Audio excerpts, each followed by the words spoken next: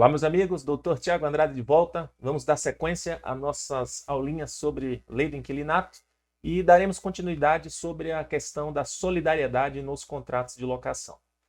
Então, vamos aqui para o nosso slide e estamos ainda tratando do artigo 2º da lei do inquilinato. Havendo mais de um locador ou mais de um locatário, entende-se que são solidários se o contrato não se estipulou. Então, na aula anterior, eu expliquei sobre o funcionamento, da questão da solidariedade em si, e agora veremos mais algumas implicações nas relações de aluguel em decorrência desse artigo 2º. A notificação premonitória é eficaz se feita na pessoa de um único locatário. Então, dando sequência àqueles entendimentos da aula anterior, se eu tenho um contrato de locação no qual existem vários locatários e eu pressuponho que a solidariedade se presume nessa relação jurídica, se eu realizo uma notificação premonitória, que é aquela notificação no qual o locador manda ao locatário para que ele desocupe o imóvel, basta eu notificar um locatário que será suficiente para que eu maneje a respectiva ação de despejo.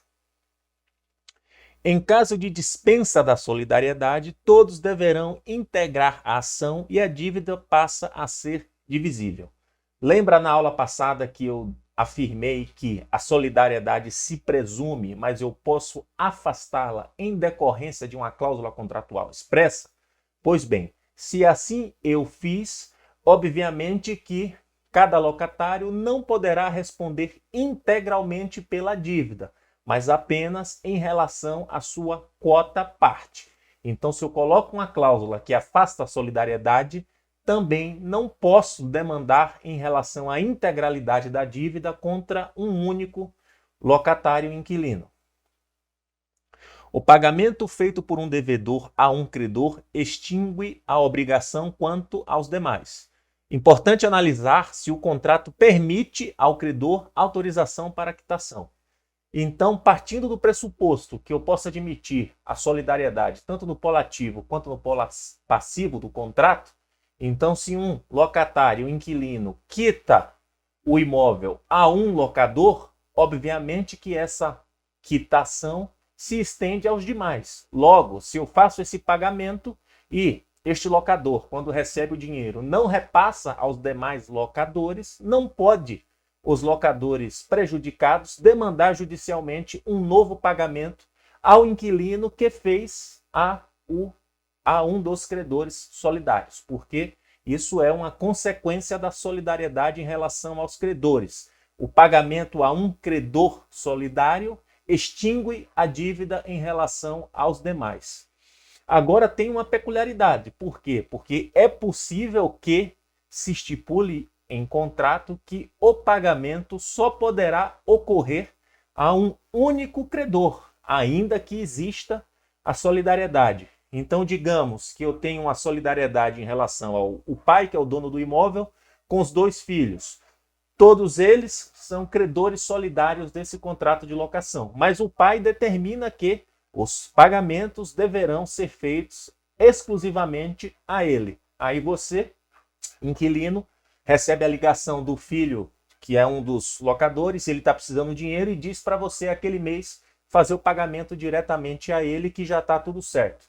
Esse pagamento não terá eficácia. Por quê? Porque o contrato determina expressamente que todos os pagamentos deverão ocorrer na figura do pai.